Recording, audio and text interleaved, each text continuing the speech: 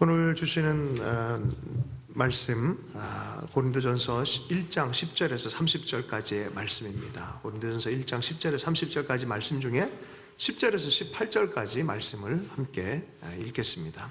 교대께서 한번 읽을까요? 제가 한 절, 여러분 한 절 그렇게 읽겠습니다. 형제들아, 내가 우리 주 예수 그리스도의 이름으로 너희를 권하노니 모두가 같은 말을 하고 너희 가운데 분쟁이 없이 같은 마음과 같은 뜻으로 온전히 합하라.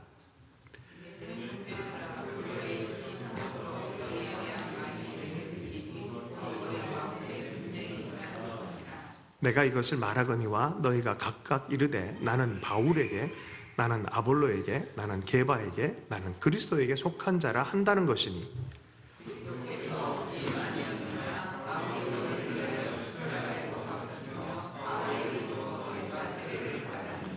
나는 그리스도와 가이오 외에는 너희 중에 아무에게도 내가 세례를 베풀지 아니한 것을 감사하노니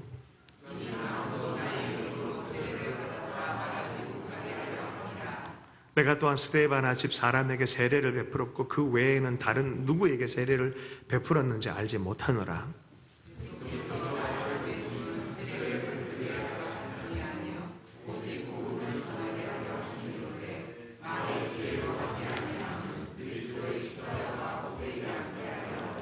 십자가의 도가 같이 읽겠습니다. 시작. 십자가의 도가 멸망하는 자들에게는 미련한 것이요 구원을 받는 우리에게는 하나님의 능력이라. 아멘. 잘 알려진 이야기입니다. 스펄전에게 청년이 찾아와서 목사님, 완전한 교회를 좀 소개시켜 주십시오. 내가 소개시켜줘도 너는 거기 가지 말라라고 목사님이 얘기를 했어요. 왜냐고 물어봤어요. 그랬더니 네가 가는 그 순간에 그 교회는 완전해지지 않는다. 이상적인 완전한 교회란 없습니다. 실제로 없어요. 다들 문제를 가지고 있습니다. 이상적인 남편, 이상적인 아내, 이상적인 자녀들, 이상적 부모 없습니다. 삶의 문제를 가지고 있어요. 현장에 대한 여러 가지 어려움도 극복해야 될, 대면해야 될 것들을 가지고 있습니다. 문제는 이거를 어떻게 다루느냐에 그것이 바로 우리가 믿음의 사람들이 가져야 될 태도인 줄로 믿습니다. 믿음의 사람들의 태도가 있어요. 태도가 굉장히 중요합니다. 성공학 가르치고 리더십 가르칠 때도 태도가 중요한데 우리는 믿음의 태도가 너무나 중요합니다. 현대교회를 보면은 가장 흡사한 교회가 어떤 교회인가 보면 고린도 교회예요. 고린도 교회. 여기도 여전히 문제가 많은 거죠.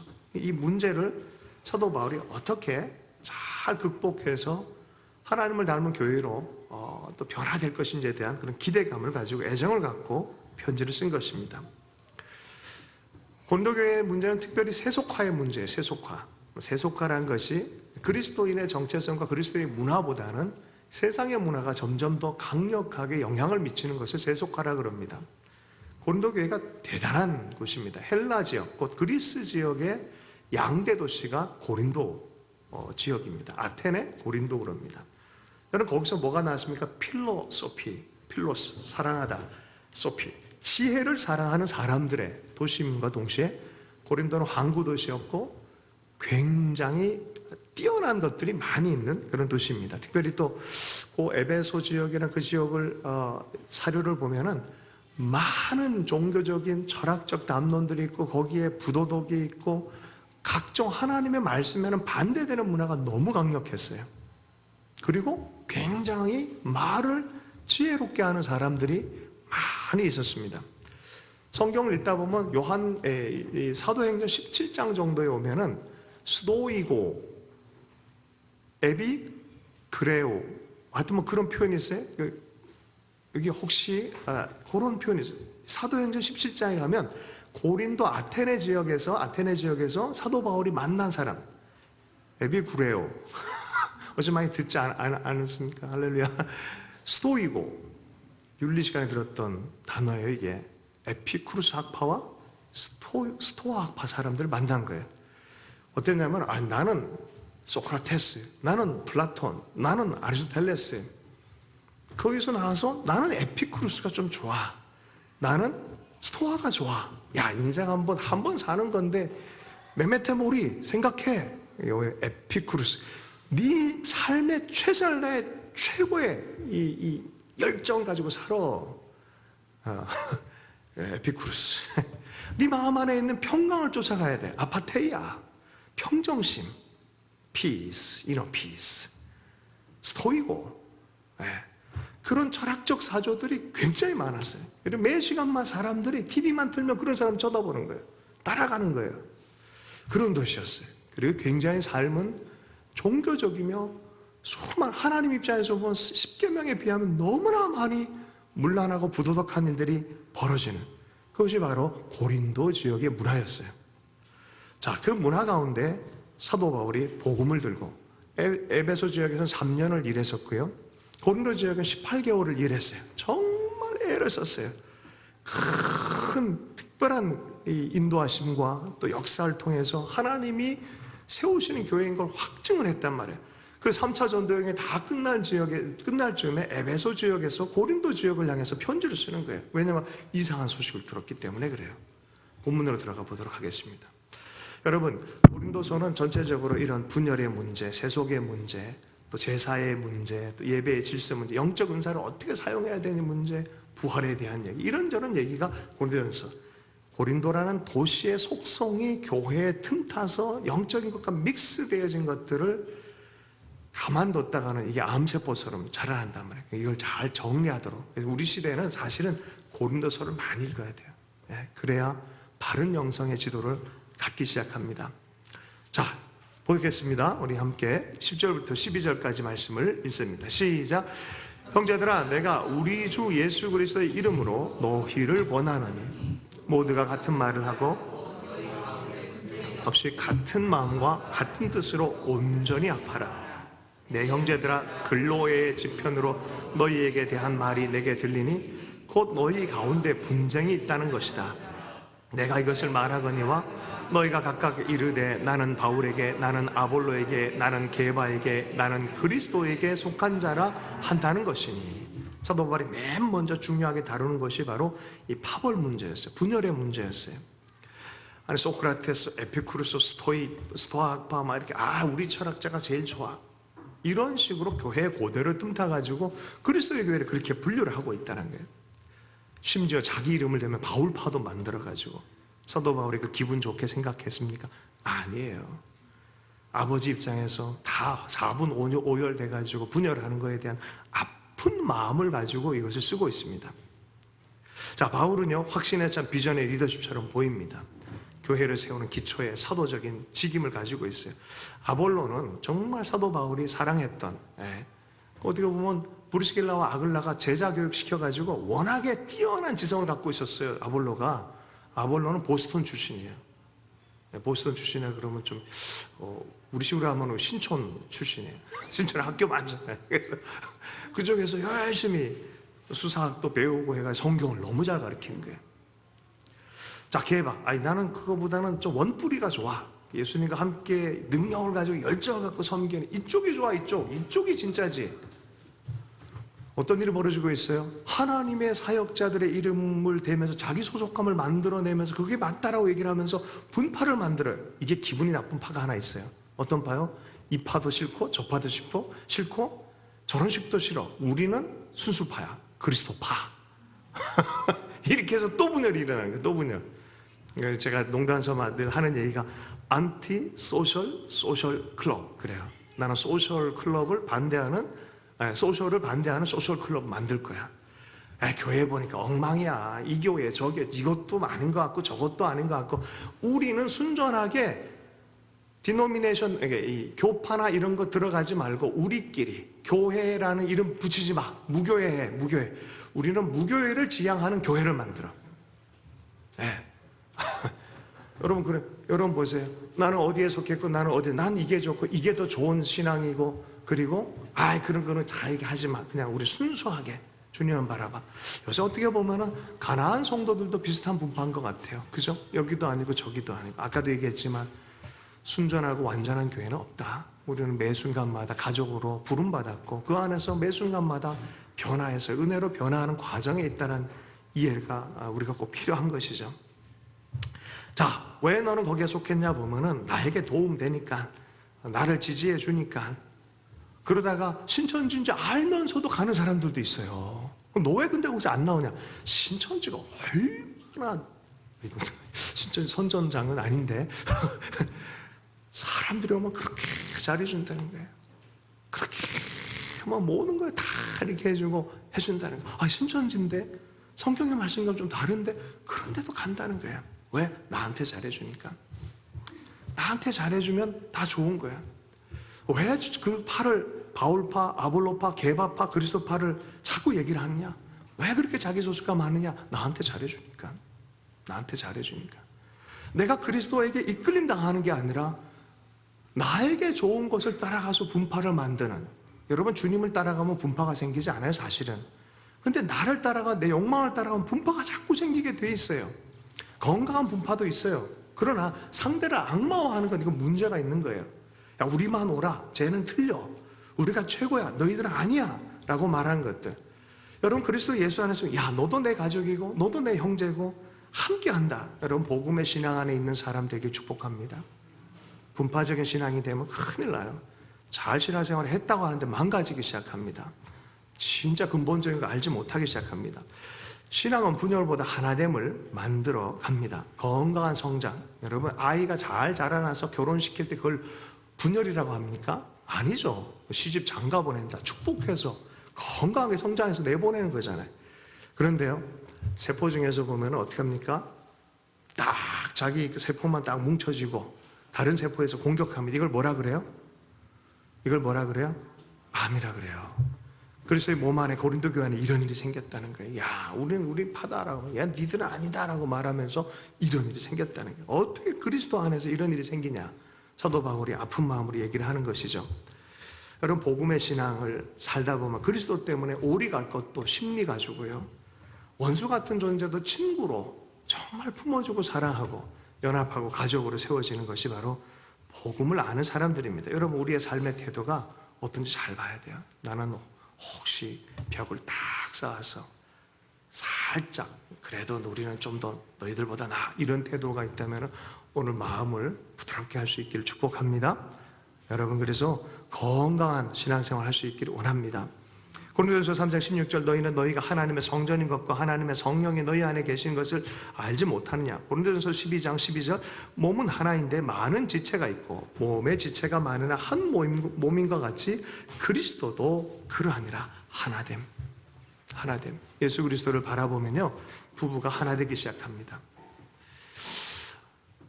이 가족이 하나가 되기 시작해요. 예수 그리스도를 자꾸 보는 사람들에게는 이 하나됨의 은혜가 머물기 시작합니다. 근데 말은 그렇게 얘기를 하는데 삶의 한계는 그렇게 안 난다고 하면은 이거는 조정이 필요합니다. 시간이 오래되면요 위선적으로 변하고 그 사람들 가는 곳마다 경쟁과 분열들이 일어나기 시작해요. 예레미야서에서 말씀해 그래요. 예수님께서 우리 하나님 여호와 하나님을 섬기는 신앙이 묘하게 분열이 일어나요. 어떻게 해서 일어났냐? 겉에서는 하나님을 섬긴다는데 속이 좀 다른 거예요. 예레미야 2장 13절 말씀입니다. 내 백성이 두 가지 악을 행하였나니 곧 그들이 생수에 근원되는 나를 버린 것과 스스로 웅덩이를 판 것인데 그것은 그 물을 가두지 못할 터진 웅덩이들이다. 생수에 근원된 하나님을 버리고 다른 것들, 겉으로는 유대인이잖아요. 겉으로는 하나님의 백성이다 보니까 예배는 참가하고 성전은 가는데 마음이 달라요. 마음의 중심이 하나님 여호와 하나님을 바라보지 않습니다. 그래서 사도 바울이 고린도 교회를 향해서 이 분열적 상황에 그리스도를 통해서 연합하기를 계속해서 강하게 얘기하고 있어요. 그래서 권고한다라고 표현하고 있어요. 13절에서 17절까지의 말씀을 한번 읽어보겠습니다. 여러분 이것이 우리에게 삶의 태도에도 매우 중요한 교훈이 되는 줄로 믿습니다. 13절 17절까지의 말씀을 함께 읽습니다. 시작. 그리스도께서 어찌 나뉘었느냐? 바울이 너희를 위하여 십자가에 못 박혔으며 바울의 이름으로 너희가 세례를 받았느냐? 나는 그리스도와 가이오 외에는 너희 중에 아무에게도 내가 세례를 베풀지 아니한 것을 감사하노니 이는 아무도 나의 이름으로 세례를 받았다 말하지 못하게 하려 함이라. 내가 또한 스데바나 집 사람에게 세례를 베풀었고 그 외에는 다른 누구에게 세례를 베풀었는지 알지 못하노라. 그리스도께서 나를 보내시면 세례를 베풀게 하려 하심이 아니요 오직 복음을 전하게 하려 하심이로되 말의 지혜로 하지 아니함은 그리스도의 십자가가 헛되지 않게 하려 함이니라. 여기 사람들에 대한 분파에 대한 얘기를 했고요. 이번에 세례와 논리 곧 말에 대한 얘기를 합니다. 세례도 중요하고 사람도 중요하고 말 곧 논리도 사실은 중요한데요. 본질을 잃어버리면 이것이 분열의 요소가 되어진다는 얘기를 하는 거예요. 먼저는 세례에 대해서 얘기를 해요. 야, 나 세례 몇 사람 안 줬는데 정말 안 준 거 잘했다. 야, 세례가 내가 줬다 해서 나한테 속했다라고 말하고 그걸로 분열을 만들어낸다? 세례식이 그거 뭐가 중요하냐라고 말하는 거예요. 분열을 일으키는 세례식이 뭐가 중요하냐라고 말하는 거예요. 본질적인 거 하나님과 연합해서 함께 가는 것 아니겠냐라는 거예요. 어떤 논리의 말, 이런저런 말을 하는 것 너무 중요하지만 그 말로 분열을 일으키고 있다면 그게 뭐가 중요하냐? 본질은 하나님과의 만남 아니겠냐? 말은 제대로 못하고 어버버버 할지 모르지만 마음으로 서로 사랑하고 섬길 수 있다면 그게 훨씬 더 중요한 것 아니겠냐라고 말하는 거예요. 여러분, 나는 말은 잘해, 틀린 말은 안 해 라는 표현들 많이 쓰죠. 여러분, 말보다 마음과 태도가 더 중요합니다. 관계의 보호는 그런 거예요. 말을 어떤 태도를 갖고 하느냐가 더 중요합니다. 말을 비록 못해도요, 마음은 느껴지는 거예요. 할렐루야. 정말 그래요. 그래서 사도 바울이 그릇보다 중요한 게 물이다. 마시려는 게 중요한 거 아니냐. 이 그릇이 어떻게 생겨 먹고 말고 이게 뭐가 중요하냐. 세례 받을 때 물 뿌리고 하든 한번 죽어봐라 하면서 물에 확 담근 침례식을 하든 주님과 함께 살아가고 그게 뭐가 중요하냐. 성찬을 이렇게 하든 저렇게 하든 그게 뭐가 중요하냐. 그 얘기를 하는 거예요. 근데 본질처럼 보이는 비본질 같고 사람도 중요하고 말도 중요하고 세례도 너무 중요해요 사실은. 그런데 본질을 빼놓고 이것을 하기 시작하면 문제가 생겨요. 아브라함이 이삭이 얼마나 약속의 자식입니까? 그런데 자식만 보고 있다 하나님을 잃어버린다. 어느 순간 우상이 되어버리는 거예요. 어느 순간 주님께서 올려놔라 그러잖아요. 올려놔라 그러잖아요. 우리가 영적인 명분을 가지고도 분열을 일으킬 수 있어요. 우린 이렇다. 그 순간 분열되기 시작합니다. 다른 사람을 낮추는 그 순간 분열되기 시작합니다. 어떻게든지 화평을 만들고 서로 사랑하는 공동체와 인생이 될 수 있길 축복합니다. 이것이 빠르면 빠를수록 우리에게 천국을 경험하는 그런 시간이 많아질 줄로 믿습니다. 아멘. 인생의 방향, 파벌. 우리가 잘 아는 또 이렇게 예화, 새벽에 정말 이래도 안 되고 사업이 안 풀리고 저래도 안 풀리니까 새벽 기도 나간 우리 사람에 대한 이야기 있잖아요. 새벽 기도 하는데 하나님께서 막 새벽 기도 기간 작정해놓고 했더니 다 풀어주신 거예요. 얼마나 감사해요. 정말 죽을 것 같은데 살아났잖아요. 작정하고 기도하고 부르짖고 했더니 하나님이 역사해 주셨어요. 사람의 힘으로 할 수 없는 것들을 분명히 풀어요. 이거는 실화입니다. 이건 실화예요. 실화. 만들어낸 얘기가 아니에요. 근데 어느 날 새벽 기도하는 습관이 생겨서 새벽 기도를 나가는 거예요. 그러다가 갑자기 옆 사람들이 보이는 거예요. 장로님이 안 나오셨네? 이 안수집사가 새벽 기도 와서 졸고 있네? 마음 안에 좀 불편한 마음이 드는 거예요. 기도하려면 제대로 좀 해야지. 이런 마음이 들면서 어느 날 새벽 기도 또 한참 하고 그런 마음 보니까 다 보이는 거야, 이제 막. 이거 제대로 안 하네. 딱 나가려는 그 순간 하나님의 음성이 들렸죠. 뭐라고요? 너 새벽 기도 나오지 마. 그럴려면 새벽 기도 나오지 마. 새벽 기도가 나쁜 게 아니잖아요. 새벽 기도를 통해서 교만이 틈타고 파벌이 생기고 분열이 생기면 그거보다 더 못한 일 돼버린다는 거죠. 새벽 기도 중요합니다. 새벽 기도하면서 은혜를 품고 못하는 분들 중보하고 함께 또 기다려주고 은혜 안에 서로 돕고 하는 그런 선순환이 일어나야 되는 것이죠. 사도 바울이 그걸 얘기하는 거예요. 본질을 놓치면 다 분열이 일어난다. 겉으로는 굉장히 영적인 것처럼 보이고 좋은 말처럼 보이고 분열을 일으키는 것이다. 그것은 하나님의 길이 아니다. 좋아 보이지만 많은 길이다라고 말한 거예요. 가장 먼저 가장 강력하게 권고한다라고 말하면서 얘기하는 것입니다.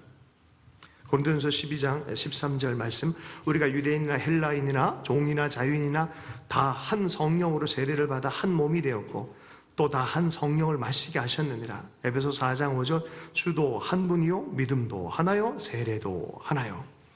주님을 영접하고 주님 안에 속하는 그 의미로 사랑하고 언약하기 때문에 결혼식 하는 거 아니겠어요? 예, 그 마음이 이용하고 사기치는 건데 결혼식 해. 그 뭐가 중요하냐 결혼식. 이 얘기하는 거예요. 마음으로 먼저 사랑했기 때문에, 관계 안에 헌신했기 때문에, 이제는 이 관계를 하나님께 드렸기 때문에, 이 관계는 내 마음대로 할 수 있는 관계가 아니라 하나님 안의 관계이기 때문에 최선을 다하여 섬기기로 예수 안에서 결정하는 것이죠. 아멘.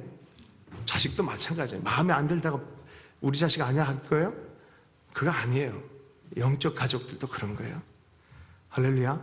서로를 향해서 섬기고 관계 안에서 그 따뜻한 마음 안에서 비로소 세례도 의미 있고 여러 가지 다름도 의미가 있게 되어지는 것이죠. 17절 말씀 함께 읽어보겠습니다. 17절 말씀을 읽습니다. 시작. 그리스도께서 나를 보내심은 세례를 베풀게 하려 하심이 아니요 오직 복음을 전하게 하려 하심이라. 죄로 하지 아니하고 그리스도의 십자가가 헛되지 않게 하려 함이라.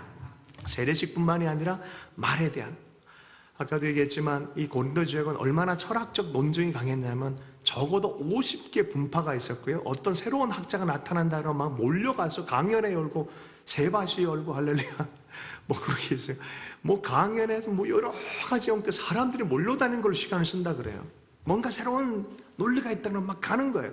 그러니까 말이 조금 제대로 좀 들려지고 뭔가 좀 좋은 강연에다 싶고 뭔가 새로운 철학에다 싶고 막 몰려다니는 그걸 위해서 시간을 쓰는 그런 희한한 시대였어요. 예, 그런 시대에 살았던 것이죠. 자, 그러니까 그 관점에서 보니까 십자가의 복음이 하나님의 아들이 계신데 그분이 약속대로 오셨고 십자가에 죽으셨다. 이게 지혜롭게 보이겠어요? 그 예수의 죽음이 내 죄와 저주를 꺾어버리는 그 하나님의 약속이 된다라는 것들에서 죄 사함의 놀라운 축복, 죄를 사함받고 하나님의 아들로 거듭나는 이 놀라운 은혜를 이해할 수가 없는 거예요. 이 논리 자체가 듣기 싫은 논리인 거예요. 지혜롭지 않게 보이는 논리인 것이죠. 유대인들도 마찬가지. 유대인들도 이게 뭔가 능력도 나타나고 막 불도 떨어지고 이래야 되는데 예수님에서 분명히 능력도 나타났지만 물어서 주님 표적을 좀 보여주십시오. 그래서 주님 뭐라 그랬어요? 요나의 표적, 3일 만에 부활하는 그 표적 외에는 보일 게 없다. 여러분, 십자가 부활은 가장 강력한 기적입니다. 가장 강력한 능력입니다. 그 기적 안에 하나님의 능력이 있는데 유대인들도 자기 위주로만 자꾸 보고 내게 필요한 표적만 자꾸 구해요. 나 오늘 이거 해결 안 해주면 당신은 나의 하나님 안 될 줄도 몰라요 하면서 협박하면서 하나님께 나갑니다. 이러고 있고 유대인들은, 헬라인들은 이거 뭐 이렇게 좀 좋은 얘기가 아닌데 논리적으로도 그렇고 이게 뭔가 깊지가 않아 뭐 이러면서 외면해버려요. 이게 무식한 사람들이나 믿는 거구나 라고 하면서 외면하는 거예요. 능력이 없다 그러고 지혜가 없다 그러고, 그러고 나서 그리스도의 본질적 능력 안에 들어오는 방식에 대해서 잃어버린 거예요. 자, 18절부터 25절까지의 말씀 함께 읽어보겠습니다. 시작. 십자가의 도가 멸망하는 자들에게는 미련한 것이요 구원을 받는 우리에게는 하나님의 능력이라. 기록된 바 내가 지혜 있는 자들의 지혜를 멸하고 총명한 자들의 총명을 폐하리라 하였으니, 지혜 있는 자가 어디 있느냐? 선비가 어디 있느냐? 이 시대의 변론가가 어디 있느냐? 하나님께서 이 세상의 지혜를 미련하게 하신 것이 아니냐? 하나님의 지혜에 있어서 이 세상이 자기 지혜로 하나님을 알지 못하므로 하나님께서 전도에 미련한 것으로 믿는 자들을 구원하시기를 기뻐하셨도다. 유대인은 표적을 구하고 헬라인은 지혜를 찾으나 우리는 십자가에 못 박히신 그리스도를 전하니 유대인에게는 꺼리는 것이요 이방인에게는 미련한 것이로되 오직 부르심을 받은 자들에게는 유대인이나 헬라인이나 그리스도는 하나님의 능력이요 하나님의 지혜니라. 하나님의 어리석음이 사람보다 지혜롭고 하나님의 약하심이 사람보다 강하니라. 아멘. 여러분, 그래서 하나님을 택하십시오. 우리가 어리석어 보이고 지혜롭지 못하게 보이는 십자가여도 붙잡을 때 하나님의 지혜가 나타나고 강함이 드러나는 줄로 믿습니다. 이것은 지혜가 없고 능력이 없는 게 아니라 차원이 다른 거예요. 차원이 다른 거예요. 차원에 대한 다름이에요. 많은 사람이 자기 차원에서 하나님을 생각하다 보니까 지혜 없다 생각하고 능력 없다고 생각하는 거예요. 세상의 변사들 뭐예요? 철학을 필로소피아, 철학을 사랑하는 사람들이 와서 논리를 막 얘기하는 그 변사가 어디 있느냐? 시컷 말을 했어요. 예전에 그런 분이 있었어요. 기적은 옛날에 다 끝났고 치유도 옛날에 다 끝났는데 성도가 아프니까 목사님 좀 기도 좀 해달라고 부르니까 가서 기도를 해주는 거예요. 근데 목사님이 치유에 대한 믿음이 없었어요. 성경적 믿음이 없다 보니까 기도해 준 다음에 1시간 동안 기도해도 안 낫는 이유를 설명하고 있었어요. 근데 뒤에서 아팠던 사람이 일어나 버린 거야. 이 세대의 변사가 어디 있느냐 이런 느낌이 막 논리적으로 말했는데 뒤에는 부활의 역사가 일어나 버린 거예요. 살리는 역사가 일어나 버린 거예요. 이건 죽을 병입니다. 이건 인생 끝났습니다 라고 하는데 예수의 이름으로 치유를 받은 거예요. 인천에 가보면 아주 큰 교회에 있습니다. 나겸일 목사님이라고. 복수가 차서 이제는 장례를 드린다라고 결정이 돼 있었어요. 이제 끝났다라고. 성도들이 아침 저녁으로 40일 동안 금식하고 기도하고 어느 날 갑자기 의료적인 것이 아니라 하나님의 특별한 은혜 안에서 치유가 나타나 버린 거예요. 할렐루야. 여러분, 십자가를 외면하지 않길 축복합니다. 예수의 이름을 외면하지 마십시오. 붙잡으십시오.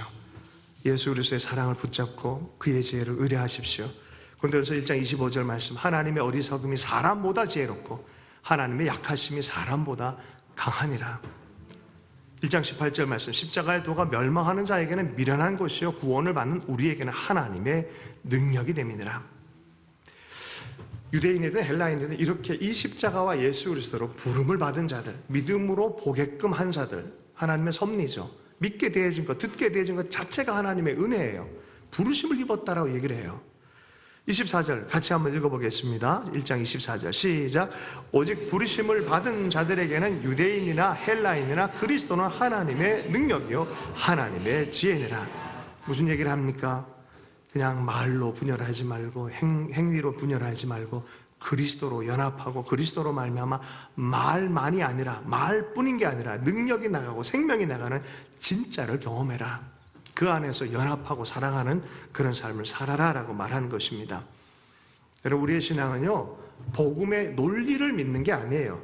복음의 논리가 지적하고 있는, 손가락이 지적하는 그 달 그러잖아요. 손가락이 우리의 복음이 아니에요. 복음의 논리가 복음이 아니라 복음은 살아계신 예수 그리스도를 얘기하는 거예요.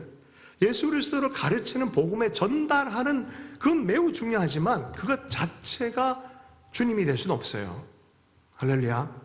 성령께서 그 말에 기름 부을 때 살아있는 말이 되게 만들고 능력 있는 말이 되게 만들고 변화의 말이 되게 만들어 주실 줄로 믿습니다. 여러분, 그래서 복음의 말이 능력 있는 성령의 말이 되어지는 거예요. 바로 그 복음을 믿는 자들 가운데 여러분 부활의 능력이 나타난다라고 성경은 얘기를 해요. 만약에 말뿐이고 우리의 죽음이 끝난 거라고 그냥 살아도 되죠. 그럴 때 사도 바울이 그런 얘기를 합니다. 그리스도께서 만일 다시 살아나지 못하셨으면 우리가 전파하는 것도 헛것이요 또 너희 믿음도 헛것이다. 그렇게 사는 건 헛것이다. 난 그렇게 살지 않았다. 주님 만났고 3차 전도의 여행 동안 많은 복음의 역사와 기적과 예수 안의 구원, 영원한 세계에 대해서 3층 전도 올라갔다 왔고 하나님 나라의 영원한 것을 보았고 실제의 기쁨을 맛보은 사람이다. 만약에 부활이 없다면 우리처럼 불쌍한 인생이 어디 있냐. 인생 제대로 살아보지도 못하고. 그러나 이걸 실제한다라고 말하는 거예요. 고린도전서 15장 53절입니다. 이 썩을 것이 반드시 썩지 아니할 것을 입겠고 이 죽을 것이 죽지 아니함을 입으리로다. 여러분, 우리의 믿음은 실제입니다. 생명의 그리스도를 믿고 그 안에서 역사하는 능력의 실제인 줄로 믿습니다. 유대인들도 십자가 외면해버리고 헬라인들도 그리스인들도 보면서 외면해버린 거예요. 너무 빨리 지나쳐버렸어요. 여러분, 십자가를 묵상하십시오. 예수님을 마음에 두십시오. 그리고 깊이 뿌리 내리십시오. 끝까지 포기하지 않고 붙들고 있기를 축복합니다. 이사야서 29장 14절, 만약에 십자가를 외면해버리면 지혜가 지혜자가 안 됩니다. 명철이 명철자가 되지 못합니다. 29장 14절, 그러므로 내가 이 백성 중에 기이한 일, 곧 기이하고 가장 기이한 일을 다시 행하리니 그들 중에서 지혜자의 지혜가 없어지고 명철자의 총명이 가려지리라.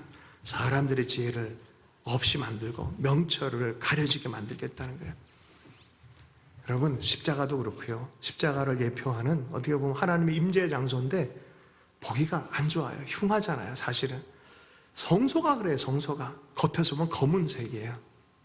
검은색이에요. 아시죠? 성소의 천막이 그래요. 위가 검은색이에요. 볼품 없어요. 조그마해요. 민족 전체를 이끌어가는 그 성소가 조그마하고 아주 볼품 없어요. 그러나 그 안에 들어가면은 찬란한 빛이 있어요. 임재가 있어요. 하나님의 영광이 거기 있어요. 볼품 없어서 보이는 그곳에 거기 있다는 거예요. 제가 이번에 미국을 들려서 한 목사님 교회를 가는 길에, 제가 있는 곳과 어떤 곳을 가야 되는데 가는 길에 제가 정말 존경하는 목사님 교회가 있어가지고 가봤어요. 가는 길이어가지고 그 교회가 어떤 교회냐면 유진 피터슨 목사님의 교회예요. 평생 거기서 사역하셔서 40년 동안 개척하시고. 근데 이 교회는 아주 조그마한 교회예요. 근데 주변에 보면 크고 화려하고 뭐 엄청나게 하나님 나라에서 위에 많은 일을 하는 그런 교회가 있었어요. 그러다 보니까 비교의식이 들었던 거예요, 마음에.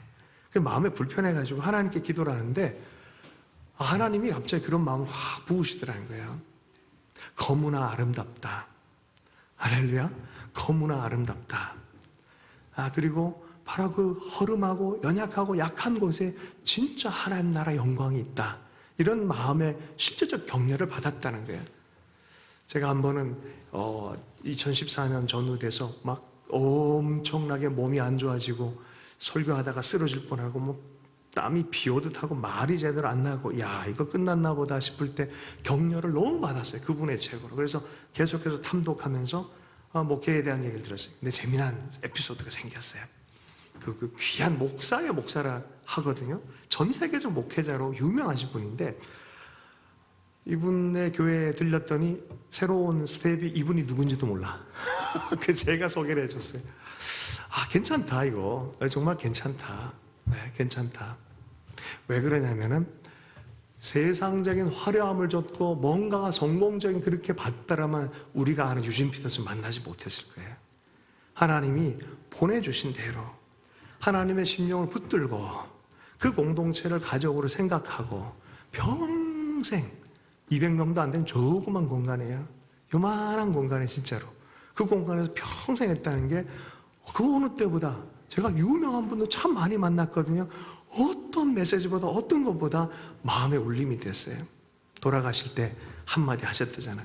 Let's go. 얼굴이 환하게 맑으면서 하나님 마중하신 그런 느낌으로 Let's go 하나님 그러면서 가셨다 그러잖아요. 저는요 우리 성도님들이 이 세속의 영을 따라가고 세속적인 것을 교회에 가져와서 이렇게 하는 분열을 일으키고 자기 자랑하고 하는 그런 영성에서 벗어나길 축복합니다. 그리고 다른 사람 쉽게 판단하지 마십시오. 다른 교회들 쉽게 판단하지 마십시오. 교회들 다 축복하셔야 돼요. 주변의 교회도 다 하나님의 임재가 있고 새로워지도록 늘 기도하는 우리 하나님의 사랑 공동체 됐으면 좋겠습니다. 쓴뿌리로 하면 안 돼요. 그러면 또 다른 그리스도파가 돼요. 이것도 싫고 저것도 싫고 그러면 안 돼요. 교회들은 그리스도의 몸의 공동체입니다. 위에서 기도 많이 해야 될 필요가 있습니다. 우리는 어쨌든 그리스도 안에 믿음을 가지고 하나님의 능력 안에 살아가는 사람들이에요. 그런데 표적 구하고 지혜 구하다가 길을 잃어버렸어요. 많이 잃어버렸어요. 이 고린도 교회처럼 썰이 그러다가 분열케 되어지고 그러다가 이게 교회인지 세속인지 모를 정도로 이제 세속이 교회를 낮춰봐요. 에이 교회 아예 아니야 라고 할 정도가 그 문제가 있는 거죠. 그리스도께 이끌렸다면 그럴 수가 없는데 어쩌다 우리가 여기까지 왔나 싶은 그런 아픈 마음이 드는 시즌입니다. 왜 그렇죠? 유대인들은 자기가 자꾸 하나님 이끌어가려고 해요. 내가 원하는 표적을 보기를 원해. 자꾸 내가 하나님 끌려가려는 거죠. 아니에요. 우린 끌려가야 되는 거예요. 하나님 인도하신 대로 하나님 주신 말씀대로 살아가는 거예요. 이끄신 대로 살아가야 될 줄로 믿습니다. 그 길이 바로 부활의 길이에요. 믿음의 길이에요. 그게 십자가의 길이에요. 예수님이 사랑하는 그것이 바로 가장 큰 능력이고 지혜인 줄로 믿습니다. 세속적 가치가 교회와 내 생활과 태도에 틈타면 안 돼요. 사람들에 대한 생각보다 그리스도 안에 있는 연합이 더 중요합니다. 이집트의 군사력보다 더 강력한 것이 바로 모세의 지팡이였어요. 모세의 지팡이는 뭐였어요? 모세의 지팡이 과거에는 평생 정말 장인의 이 하인처럼 살았던 그 이야기이고요. 말라 비틀어진 조그마한 막대기였어요. 이거는 의미 없는 막대기예요, 사실은. 내 인생이 이렇게 끝났다라는 거예요, 사실은. 80세까지 40년 동안 그렇게 살았어요. 근데 하나님이 이것을 때가 되니까 들어서 쓰시는 거예요. 뭐가 됩니까? 권능의 막대기가 된 거예요. 권능의 막대기. 할렐루야. 여러분, 십자가가 그래요. 십자가가 저죽거리고 무식해 보이고 아무것도 아닌 것 같죠. 십자가의 그리스도를 발견하고 나면 그 십자가를 붙들고 마음에 품고 살면 그것이 바로 홍해를 가르는 능력이 되어질 줄로 믿습니다. 예일대학 출신의 청년이 고투를 했어요. 아무리 봐도 성경은 가장 후진 책인 것 같았대요. 진짜 번역을 그렇게 해놨대요. 후진 책. 세상에서 가장 후진 책. 그래가지고 이 성경을 아버지 엄마도 믿음의 사람이서 믿음을 버려버렸어요. 젊은 청년이 그러다 보니까 학교 다니는 도중에 인생이 나락으로 떨어지기 시작합니다. 우울증이 시작이 되어지고 이렇게 살아서 뭐 하나 싶어가지고 우울증이 시작되면 모든 게 다 의미 없어지잖아요. 여러분 혹시 우리 주변에 의미 없은 그런 느낌이 들면 찬송하기를 축복합니다. 그리고 자주 이렇게 모이십시오. 우리가 함께 예배하고 말씀 들어가십시오. 하나님의 생기를 맛보아야 됩니다. 생기가 오면 살아납니다. 이분이 그랬어요. 나 그냥 끝내고 싶다. 면도날을 여기 딱 들었더니 여기 면도날을 다 그으려고 하는데 엄마 아빠의 하나님이 생각이 난 거예요. 그래서 이렇게 다 스톱하고 잠시 무릎을 꿇고 기도했어요. 하나님이 그때 응답해 주셨어요. 그러고 나서 놀라운 걸 발견했어요. 가장 후진 책이 이게 가장 능력 있는 책인 걸 알고 이 시대의 정서와 시대 철학과 시대 사조로 성경을 읽으니까 후진 책처럼 보였는데 다 내려놓고 성경에 있는 그대로 성경에서 그러하다면 내 삶도 이러하다는 믿음이 생긴 거예요. 그리고 그 성경을 보니까 하나님 부으신 능력이 있다는 걸 안 거예요. 성령 세례에 대해서 간절한 마음이 생긴 거예요. 10여일 동안 간절하게 기도했어요. 그리고 어느 날 갑자기 그 10여일 이후에 하나님 너에게 약속대로 성령 세례가 임했다라는 음성을 들었어요. 할렐루야. 여러분 이분이 무디를 이어서 1900년 전후에 가장 강력한 하나님의 도구로 사용받은 토레이 1세에 대한 이야기입니다. 토레이 1세, 토레이 2세, 토레이 3세가 바로 예수원을 세웠던 우리 토레이 신부님이시고 4세가 이제 벤토레이 신부님이십니다. 여러분 전환해야 돼요. 세속으로 성경을 보면요 해석 안 됩니다. 이해 안 됩니다. 변화가 나타나야 돼요. 성경 그대로 믿는 역사 그 안에 그 믿기 시작하면 성경에 나타난 모든 일들이 곧 내 삶의 실제가 되어질 줄로 믿습니다. 바벨론을 보면서 큰 성 바벨론 압도당해요. 바벨론 다니엘의 시대에 끌려갔는데 보니까 압도당해요. 문명, 지혜, 권능 압도당해버리는 거예요. 그러나 압도당하지 않는 한 사람이 있어요. 다니엘이었어요. 살아계신 하나님 앞에 문을 열고 하루 3번씩 기도합니다. 하나님이 최고의 주권자인 걸 아는 거예요. 여러분 생각해보세요. 언제 이 다니엘은 그런 믿음이 생겼을까? 어렸을 때 10대 이전에 엄마, 아빠 무릎에서 성경을 배우고 그리고 그 시대를 딱 따져보면요 포로가 되기 그 시절은 언제였냐? 요시아의 시즌이었어요. 예레미야의 시즌이었어요. 말씀의 시즌이었어요. 종교적인 말씀의 개혁이라 어린아이들에게 말씀 가르치는 거 적지 않습니다. 여러분 말씀으로 가르쳐야 돼요. 그런 말이 있잖아요. 할렐루야. 망아지 간에 자주 간다고 해서 망아지가 되는 건 아니다. 망아지로 태어나야 되는 거야. 교회 건물에 자주 간다 해서 교인 되는 건 아니다. 교인으로 태어나야 되는 거예요. 그리스도 안에서 태어날 줄 알아야 돼요. 그리스도 안에서 아이들을 길러낼 줄 알아야 돼요. 그 아이들이 주님 만날 수 있는 기회를 열어줘야 돼요. 믿음을 전수해줘야 돼요. 이건 믿음의 우리 가족이 믿음으로 하는 일이야. 지켜봐야 돼. 우리가 이걸 기도하자 하면서 하나님을 경험할 수 있도록 해줘야 될 줄로 믿습니다. 말씀을 좀 마무리하면서 우리 고린도전서 26절부터 31절까지 말씀 빠른 속도로 읽어보겠습니다. 26절부터 31절까지 말씀이 있습니다. 시작. 형제들아 너희를 부르심을 보라. 육체를 따라 지혜로운 자가 많지 아니하며 능한 자가 많지 아니하며 문벌 좋은 자가 많지 아니하도다. 그러나 하나님께서 세상에 미련한 것을 택하사 지혜 있는 자들을 부끄럽게 하려 하시고 세상에 약한 것들을 택하사 강한 것들을 부끄럽게 하려 하시며 하나님께서 세상에 천한 것들과 멸시받는 것들과 없는 것들을 택하사 있는 것들을 패하려 하시나니 이는 아무 육체도 하나님 앞에서 자랑하지 못하게 하려 하심이라. 너희는 하나님으로부터 나서 그리스도 안에 있고 예수는 하나님으로부터 나와서 우리에게 지혜와 의로움과 거룩함과 구원함이 되셨으니 기록된 바 자랑하는 자는 주 안에서 자랑하라 함과 같게 하려 함이라. 야 너희들 고린도 교회 봐라. 너희 중에 뛰어난 지혜자가 있느냐 권세자 없지 않냐. 근데 왜 그걸 자꾸 또 닮아가려고 그러냐. 너희가 부름받은 게 니들 능력이냐? 아니지 않냐. 하나님의 은혜로 왔지 않냐. 헬라인, 유대인 다 이렇게 한 몸 되게 한 것도 어떻게 은혜로 됐지 않냐. 이게 얼마나 놀라운 선물이냐. 그 은혜의식, 그리스도 안에서 이 은혜를 잊어버리면 너희 분열하고 깨지고 터지고 세상 길과 똑같이 간다. 멸망길이다. 라고 말하는 거예요. 꽃들에게 희망을 이라는 책 잘 아시죠? 한 번씩 다 읽어보셨죠? 애벌레가 나비로 변화하는 과정 안에 애벌레의 여정이 있잖아요. 집 나가서 하루는 어두운 곳에 왔더니 큰 탑이 올라가 있대. 바벨탑처럼 올라가 있대. 자세히 가서 보니까 애벌레들이 경쟁하면서 자기가 최고를 차지하려고 막 경쟁하면서 쌓아진 탑이에요. 이 애벌레도 경쟁을 해서 올라가 봐요. 막 올라가서 결국은 탑이 됐어요. 뭐가 있었어요? 아무것도 없었어요. 세속은 그렇습니다. 아무것도 없는 거예요, 사실은. 화려한데 아무것도 없는 거예요. 아무것도 줄 수 있는 게 아니에요, 사실은. 자, 그래서 내려옵니다. 뭐라고 합니까? 아니야, 내겐 아무것도 없어. 근데 계속해서 올라오고, 계속해서 경쟁하고, 계속해서 그런 삶의 세속 관점이 계속 올라가다 보니까 한마디 했어요. 꽃들에게 희망이 안 되니까 오징어 게임에서 한마디 했어요, 한마디. 뭐라 그래요? 야, 그러다 다 죽어. 그렇게 살지 마. 그러다 다 죽어. 너만 죽으면 됐지 왜 다 망하게 하려고 그래. 그러지 마. 제가 한번 미술 전시하는 곳에 갔는데 말이 2마리가 걸렸어요. 흑말, 백말. 백말에는 가시관이 써져 있고 흑말에는 아주 면류관이 딱 써져 있어요. 사장님, 그러니까 관장님이 그런 얘기를 해요. 세속에 대한 성공. 여기는 그리스도를 따라가는 것. 이것도 2,400만 원? 이것도 2,400만 원. 이분이 이렇게 얘기를 했어요. 아, 우리는 이것도 잘해야 돼, 이것도 잘해야 되지 않겠냐.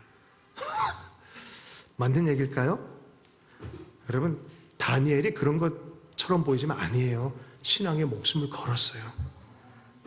낮춤과 일어섬은 하나님의 주권 안에 있어요. 낮아도 주님 따라가야 되고 높아져도 주님 따라가야 되는 거예요. 희석시키는 거 아니에요. 반반 아니에요. 그거 아니에요.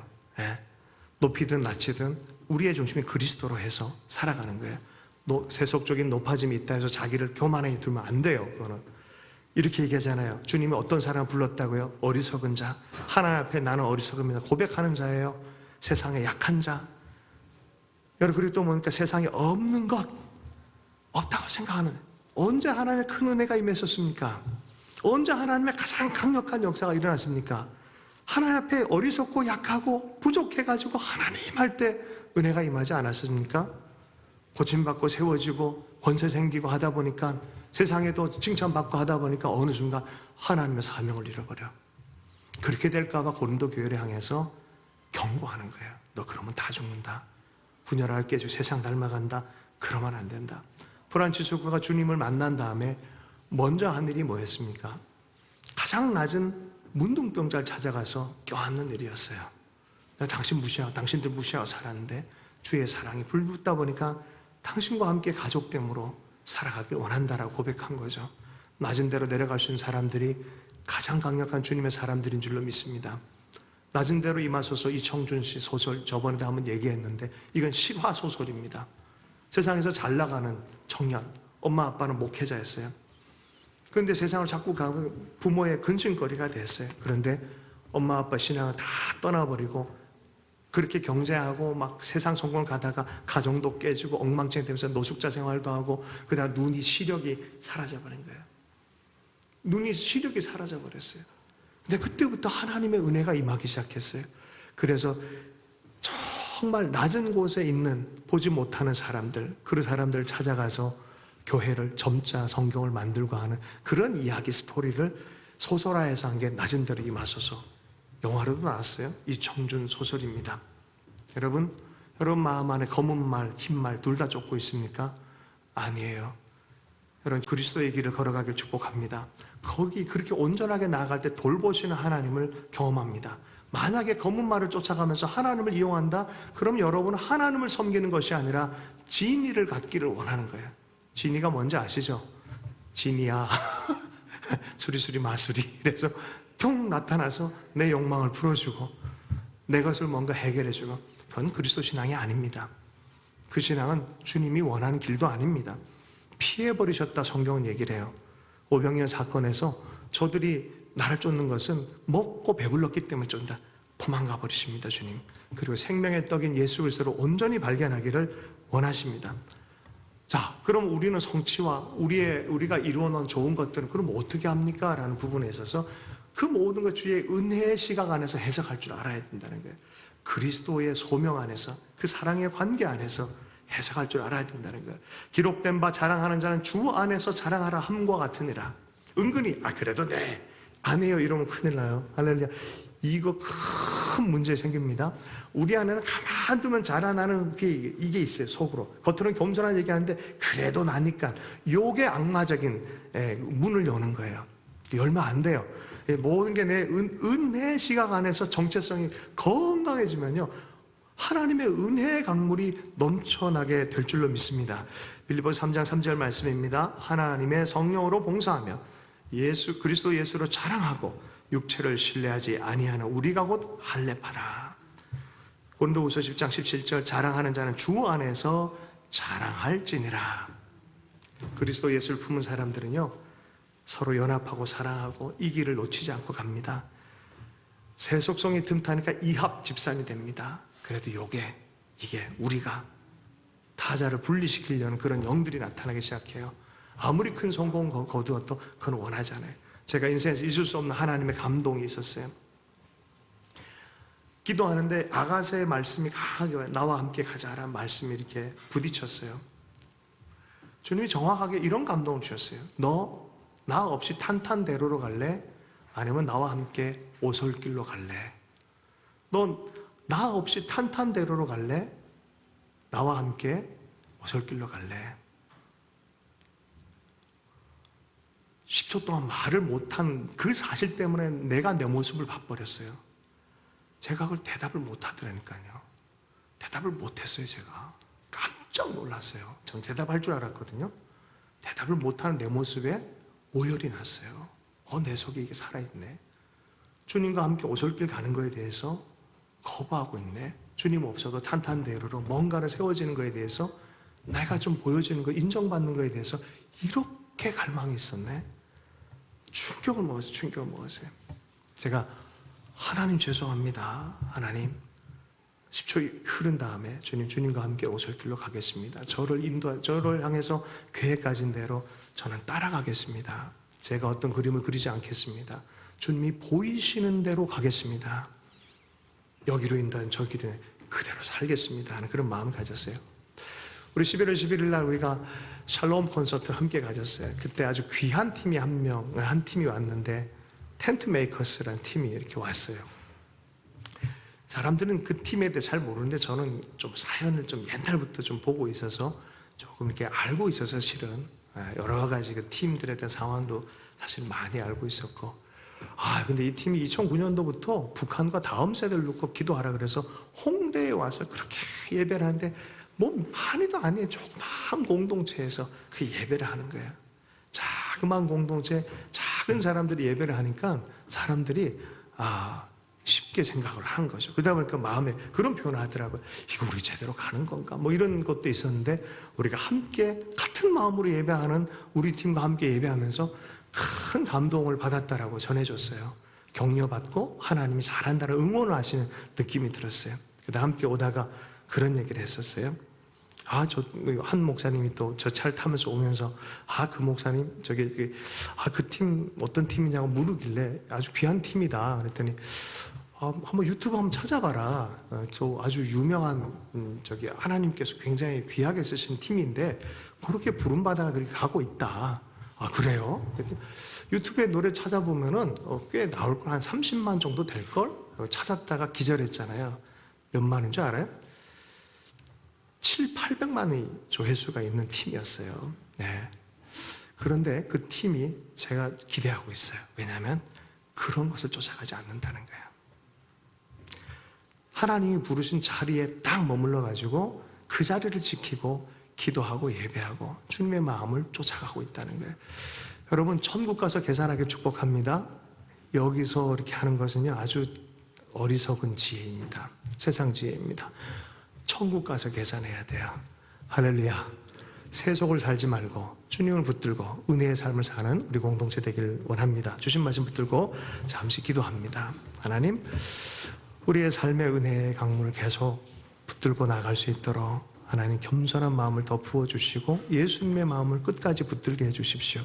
우리 속에 스멀스멀 자라나는 분열, 파벌, 또 아버지 하나님, 나를 중요하게 생각하는 생각들을 불쌍하게 해주셔서 주님이 우리를 어떻게 사랑하고 한 사람에서 어떻게 사랑하는지 그 사랑에만 우리가 메인받아서 하나님의 인격적인 성령의 인도함을 따라 살아가는 소명자의 삶을 살 수 있도록 은혜 허락하여 주시옵소서. 귀한 하트하우스 공동체 주님께서 허락해 주셨는데 주 예수의 사랑으로 깊이 사랑하는 영적 공동체, 영적 가족이 될 수 있도록 오늘도 은혜 허락해 주신 줄로 믿습니다. 감사하며 예수님 축복하며 기도했습니다.